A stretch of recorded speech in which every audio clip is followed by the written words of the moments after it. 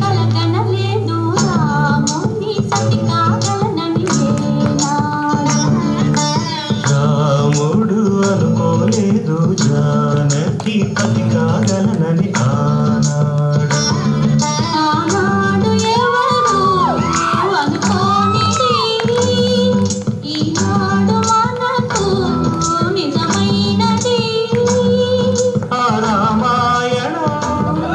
మన జీవన పారాయణం రాముడు అనుకోలేదు జానకి పతి కాగలనని